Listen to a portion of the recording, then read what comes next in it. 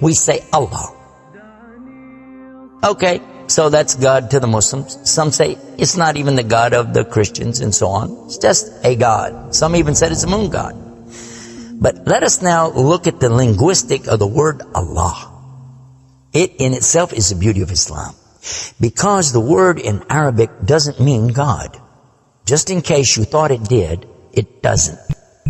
Because we have a word in Arabic for the word in English, God. It's called Ilah.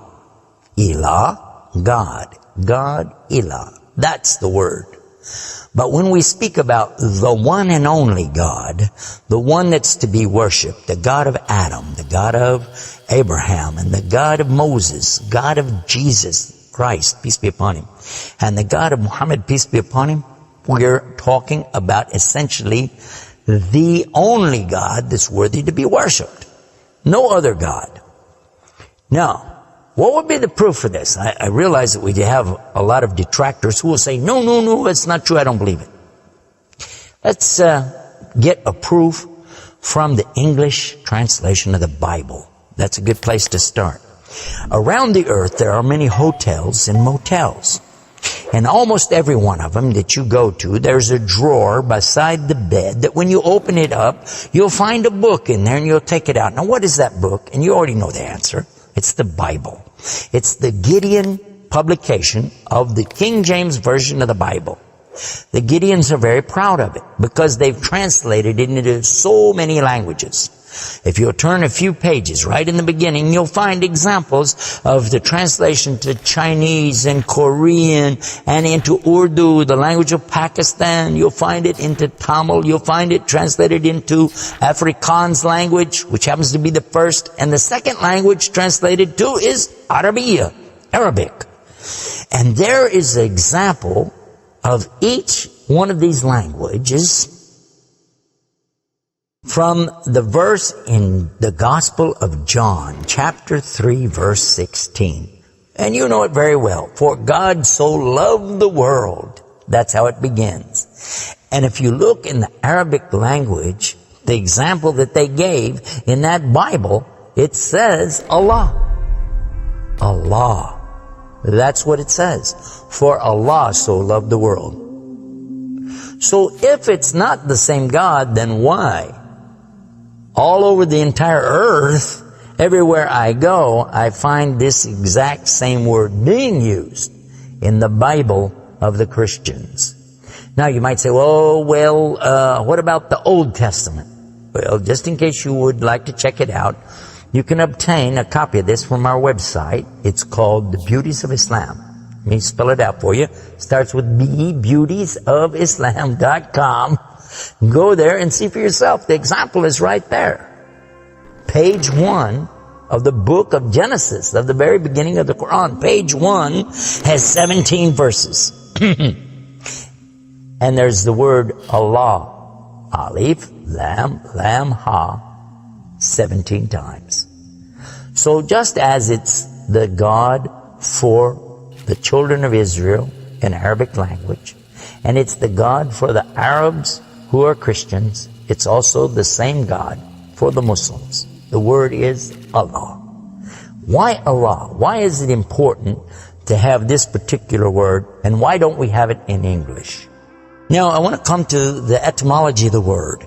It comes from the word Ilah, and Ilah means God.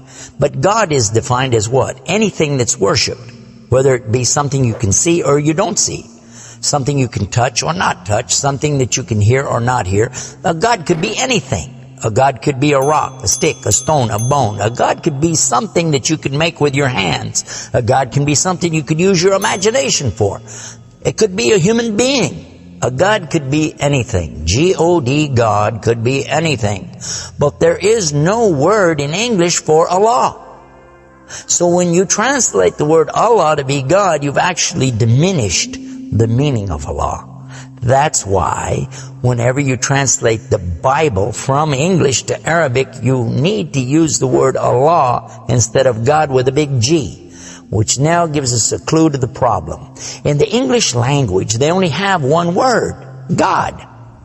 little G-O-D. It means something worshipped. It could be idols, images, pictures, statues. It could be human beings. It could be anything. This is God's. Little G-O-D-S. But when you mean the God, you have to capitalize the G. You have to make a big G. Now, what happens if you're going to start the sentence with the word God? You have to make a big G anyway, don't you? So you wouldn't know if it was God, big God, or God, a little God, just any old God. You wouldn't know.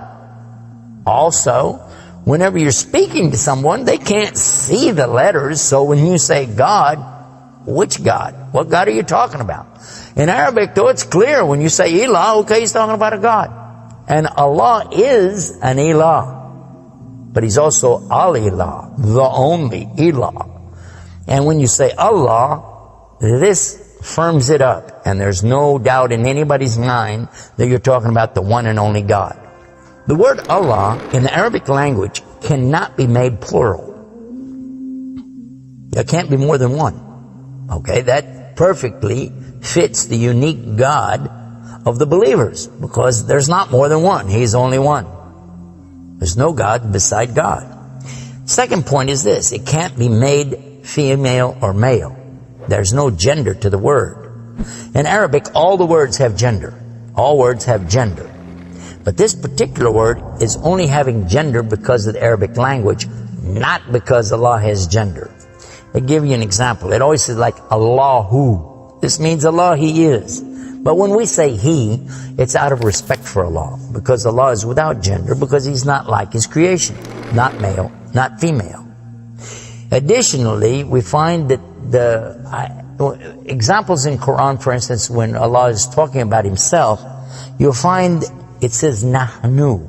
Nahnu means we. And Allah refers to Himself as Nahnu. He also says khalaqna. He says khalaqna. What does that mean? He's saying that we created. And throughout the Quran you find Allah referring to Himself as we, our, and us. And right away you're going to say, okay, if that's not plural, then what is? In fact, this is the royal we used by a king or a queen when they're giving decrees. We have it in English too, so you can understand. The king says, we decree the following, and he's talking about himself. It's the royal we. Now, I thought about this quite a bit, and I was trying to think, how could I give a better example? After all, most of us, myself included, never met a king, never met a queen, and so I'm not really familiar with that usage. Although it's there, I'm not sure what you're talking about. So then in studying the English language, we find that it's true that we do that when we speak to someone directly. Watch this. When I say, for instance, this cup. Okay. I would say, this is a cup. This is a cup of tea. I would say, this book is. I would say, those artifacts are. Those are. This is. These are. So I'm saying is and are. Did you catch this now? These things are. This is. Now when I speak to a human being, how do I do this? Well, I will say, you guys. All of you are. All of you are. A-R-E. But when I speak to somebody directly, do I say you is or you are? I will say you are. Why? Simply because this is the respect, honor, and dignity that I'm giving. There's no plural there. When I say to you, you are my friend. You are a lovely person. But why am I saying are? Why aren't I saying is? You is my friend. You is a lovely person. You'll say, man, this guy doesn't know English language. And in fact, that's how we can understand this usage of we and our when Allah is talking about Himself.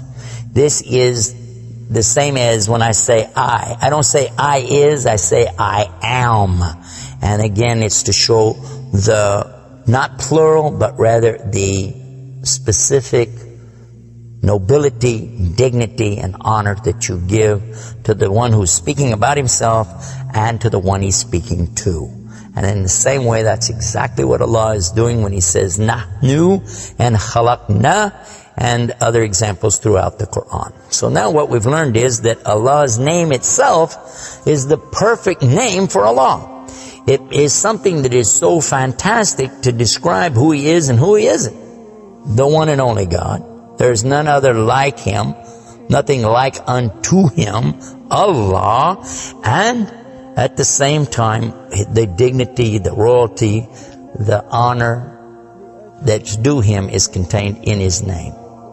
Not like anything else, not male, not female, and yet He is the all Allah, the only God.